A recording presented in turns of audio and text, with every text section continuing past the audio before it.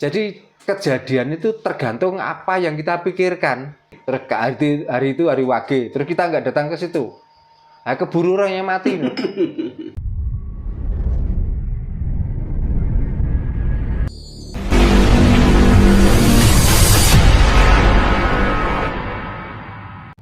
Gitu. Nah ini pun kadang-kadang orang Jawa itu juga nggak paham. Mau asapon, mau aboge, digowo biau ya aboge. Akhirnya setiap tanggal 1 itu toleh. Duh, tanggal 1 itu masih besok kok sekarang tanggal sudah keluar. Sebenarnya yang dipakai orang Jawa itu yang asapon apa aboge Pak Jarwo? Perpindahan setiap windu, artinya setiap 8 tahun sekali itu berubah. Oh, betul ya. Jadi di dalam tahun ini, windu ini adanya di tahun Asapon, tahun Alif Selosopon. Nah nanti setelah menjumpai terakhir tahun Jumawage, yang terakhir di windu yang terakhir tahun Jumawage kan, nah itu baru masuk tahun Rebuwage, baru cocok lagi nanti. Lah orang Jawa itu bukan sekarang tanggal 1 besok bulannya baru keluar, bukan. Yang menjadi pedoman orang Jawa itu begitu tanggal kelihatan ya itulah ditandai tanggal 1 gitu. Kalau menurut pemahaman Jawa sebetulnya pergantian hari itu dimulai jam berapa Pak? Jam 12 malam atau jam 6 sore seperti ini? Menurut hitungan Jawa, pergantian hari itu di mana tanggal pada siang hari itu sudah mulai muncul. Biasanya kebanyakan tanggal muncul itu jam 3. Jam 3 sore. Iya, jam 3 sore itu biasanya bulan ini sudah mulai nampak, sudah mulai kelihatan. Atau jam 4. Makanya di antara jam 3 atau jam 4 itu berarti sudah masuk hari besok. Gitu. Karena hari itu berdasarkan tanggal, bukan berdasarkan harinya. Gitu.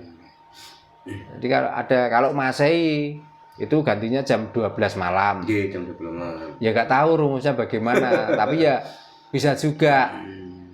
Gitu.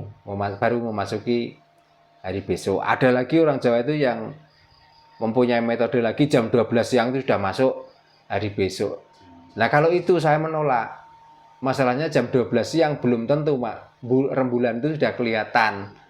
Tapi kalau di hitungan Suryo Ngalam jam 3 atau jam 4 itu dikala bulan itu nanti kelihatannya itu atau munculnya itu. Kalau sekarang itu kan masih tanggal berapa ya? Ini mungkin tanggal 6 ya. Selasa, Rabu, Kamis, Jumat, Sabtu. Selasa, Rabu, Kamis, Jumat. Berarti tanggal 5. Nah, karena sekarang itu baru tanggal 5 menurut tahun Aboge karena Asapon berarti ini sudah tanggal ke-6. Nah, tadi siang antara jam 3 atau jam 4 itu bulan itu sudah kelihatan walaupun masih samar. Berarti sudah masuk hari besok. Sudah masuk hari besok. Seperti hari ini sudah masuk hari Sabtu. Gitu. Beda nih kalau tahun Masehi Pak gitu. Ya, beda. Kalau Masehi jam 12 malam baru masuk hari besok. Jadi yang dibuat pedoman hari itu bukan matahari, tapi yang dibuat pedoman hari adalah tanggal atau bulan. Gitu. Ini masalah hari Pak.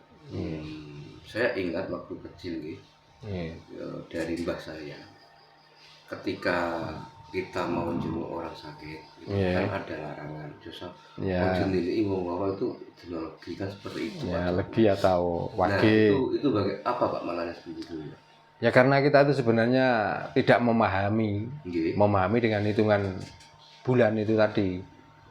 Karena wage artinya itu 4, kiblat kita habis. Ada yang ngomong katakan wage itu 4 karena kiblat kita itu habis.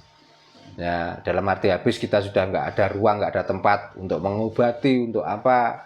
Maka orang yang dijenguk atau orang yang dibesuk nanti takutnya tambah parah. Begitu. Tapi kalau kita itu karena kita kiblat kita semua sudah penuh, kita penuhi sendiri, maka akan mengeluarkan kesaktian lah katakan. Orang itu segera sembuh dan lain sebagainya. Jadi kejadian itu tergantung apa yang kita pikirkan.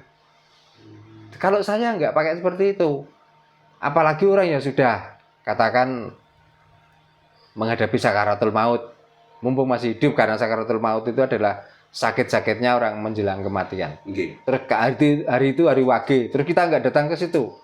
Nah, keburu orang yang mati. Makanya metode seperti itu ya boleh kita ikuti, tapi ya tidak perlu kita imani, tidak perlu kita percaya. Tergantung dari tergantung kepikiran kita. Ya itu tadi caranya. Kalau orang itu sudah parah, ya padahal bisa diperkirakan mungkin hari besok dia sudah tidak ada kesempatan hidup. Nah kalau kita nggak mumpung sekarang ini masih hidup, kapan waktu kita besok? Kalau sudah mati ya percuma, kita nggak besok besok orang sakit. Kita besok orang yang masih hidup, yang ditinggalkan mati orang itu. Kan itu. Makanya mau Legi, mau Wage. Kalau saya itu nggak hitungan, kecuali hari naas saya. Kalau hari naas saya, karena saya percaya bahwa orang hidup itu ada joyo, ada nas. Ya, ada joyo, ada sial. Makanya hitungan di hari sial saya, karena saya takut sendiri dalam diri saya nanti juga sial. Itu sebenarnya juga kepercayaan, teman. Tapi kepercayaan itu kalau sudah tertanam ya kadang-kadang terjadi. Maka di saat hari naas saya tidak berani menjenguk orang sakit atau mau pergi kemana, saya hentikan pada hari itu. Saya ingat Pak, ketika beberapa tahun yang lalu kan Pak Darno selamatan di rumah teman saya, Pak Darno kan mengambil dari Kliwon. Nah, metode Pak Darno untuk menentukan hari baik itu pakai metode apa Pak Darno? Ya saya kan waktu itu mengambil hari kelahirannya orang yang saya hitung itu pas hari Joyo. Nah di samping itu Kliwon itu artinya di tengah. Jadi sesuatu kalau sudah dikumpulkan di tengah itu mudah untuk dicapai atau mudah untuk diambil. Gitu. Itu pedoman saya. Kalau umpama kelahirannya orang itu enggak hari itu ya, mungkin pilihannya bukan di Kemis Kliwon itu. Mungkin di hari yang lain. Berarti kuncinya itu harus dari hari lahirnya apa, kita ambil joyonya bukan apesnya. Gitu. Nanti kalau diambil apesnya karena kita sudah percaya bahwa apes itu adalah sial. Walaupun dibancain namanya sial tetap sial. Nah ini ada hubungannya dengan tema yang kemarin Pak terkait kan ada istilah manungso kali manungso. Nah sebetulnya manungso itu seperti apa sih Pak? Lah ya manungso itu di saat kita itu sudah tahu arti dari suro. Ya suro itu 10. 10 itu 10 metode untuk mencari kesejatian diri. Kalau kita sudah tahu itu semuanya, maka kita tinggal manunggalkan rasa. Ya manunggalkan rasa itu apa? Apakah pada Tuhan? Bukan. Yang dituntut di situ manunggaling rasa atau manunggalake rasa. Itu rasa kita dengan yang lain itu loh. Artinya itu ajaran apa ya? Ajaran keindahan cara kita bermasyarakat, kita berteman, kita bernegara. Dan kita itu paham. Dalam arti paham itu gini, kok orang itu melakukan itu ya mungkin orang itu nggak paham. Maka artinya kita itu nggak larut dengan kesalahan orang itu. Akhirnya kita tuh memahami, menyadari dari kemanunggalan rasa itu tadi loh. Gitu. Jadi intinya tidak semua orang itu bisa kita anggap sebagai manungso gitu Pak. Ya nggak bisa. Kebanyakan tuh menungso. Lah nyatanya dengan melakukan spiritual budaya, tapi dia sudah merasa benar sendiri itu loh. Tapi kalau kita itu sudah bisa memanunggalake rasa, oh berarti orang itu masih terjerumus dari rasanya sendiri. Nah, apakah kita harus menghujat orang itu? Apakah kita harus membenci orang itu? Kan sebenarnya kita kasihan dengan orang yang masih di dalamnya menungso itu. Kan mestinya begitu. Jadi kita nggak menyalah-nyalahkan. Malah kalau bisa itu, kalau ada kesempatan, saya mau membimbing supaya apa? Dia menemukan kemanunggalan rasa dalam hidupnya itu. Jadi untuk membedakan antara menungso dan manungso. Kalau manungso itu biasanya lebih banyak diam. Artinya begini, sepi ing pamrih, rame ing gawe, itu manungso. Tapi kalau rame ing pamrih sepi ing gawe itulah menungso. Gitu loh.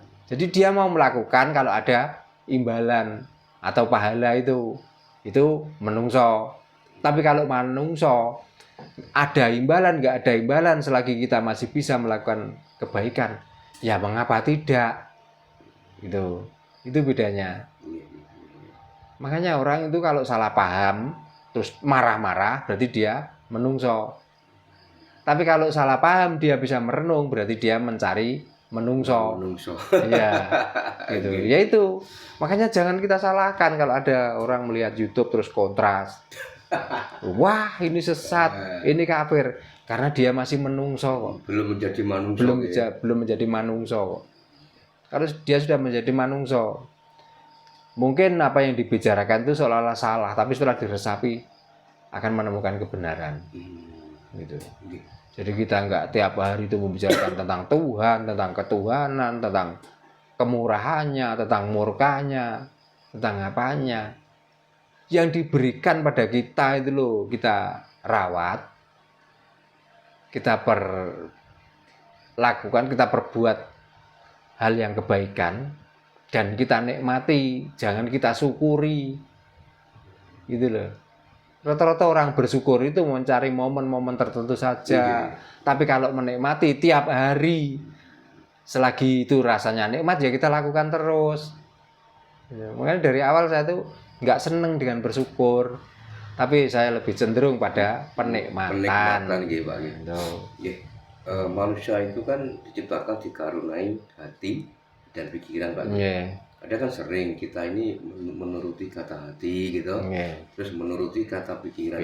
Sebetulnya lawan dari kita selaku manusia itu hati apa pikiran, betul? Nah dari situlah sudah bisa dilihat ya, dengan mengikuti kata hati dan kata pikiran. Maka dengan kemanunggalan ing rasa atau menjadi manungso, apakah kata hati kita itu kira-kira itu benar untuk orang lain? Karena benar mungkin bagi kita itu belum tentu benar bagi untuk orang lain. Maka bagaimana caranya supaya hati kita tuh, perilaku kita itu benar juga benar untuk orang lain. Pikiran juga begitu. Pikiran kita tuh, wah ini kebenaran, ini harus diperjuangkan, bahkan mati sekalipun harus kita lakukan. Nah kalau sudah masuknya ke situ, mati kita lakukan, berarti kan di situ akan ada peperangan. Ya kalau kita yang mati, kalau lawan kita yang mati, berarti kan tidak bisa memanunggalake rasa. Seandainya saya terbunuh bagaimana? Seandainya orang yang istilahnya kalah, dalam arti kalah itu nggak ada teman, dia yang punya teman banyak, lalu dia mengikuti kata hati dan kata pikiran, berarti kan dia merampas kemerdekaan orang yang yang tidak punya teman itu, kan begitu. Tapi kalau orang yang sudah punya rasa, mungkin salah bagi kita cara melihat dia melakukan itu, tapi mungkin benar bagi orang yang melakukan itu. Yang penting apa? Kalau orang itu sudah melakukan kebenaran di dalam rasanya sendiri dan itu tidak membahayakan untuk orang lain, ya kenapa kita musuhi? Kan gitu. Tapi kan tidak. Wah ini bahaya, nanti ini merusak keyakinan kita. Lah kalau merusak keyakinan kamu ya berarti memang keyakinanmu itu rusak. Kalau keyakinanmu benar nggak mungkin merasa dirusak orang lain. Gitu. Lah merusak itu artinya kan kalau punya tempat dirobohkan, kalau kita lewat diludahi atau dilempar batu. Tapi kalau hanya orang itu yang melakukan, kamu tidak mengikuti, mengapa kamu takut rusak? Mengapa kamu takut tersaingi? Mengapa kamu itu nanti tidak akidah yang kamu jalankan itu nanti terganggu. Nah, apakah orang yang melakukan itu sudah merasa saya tidak pernah mengganggu orang lain? Tetapi kenapa kalau diganggu kayak cacing kesokan banyu sabun? Gitu loh. Nah, makanya manunggaling rasa di dalam bulan Suro ini penting. Baik orang yang beragama, orang yang berkapitayan, orang yang ahli spirit dan lain sebagainya. Makanya didiklah pada siswa-siswa orang yang dianggap guru. Ajaklah saudara-saudara yang lagi bersama-sama belajar itu supaya bisa memanunggalake rasa. Supaya apa? supaya kita bisa menemukan kedamaian yang sejati atau kemerdekaan di dalam diri kita masing-masing. Itulah pentingnya kita tuh menghormati atau kita tuh merayakan bulan Suro. Oke, matur sembah nuwun, Pak. Sama-sama. Mudah-mudahan apa yang disampaikan Pak Darno di awal bulan Suro di tahun baru Saka ini menjadi pencerahan. Ya, menjadi awal kita untuk berpikir lebih jernih dan kita itu mengawali berintrospeksi diri. Nggih, matur sembah nuwun, Pak. Nggih, sami-sami, nggih, rayu.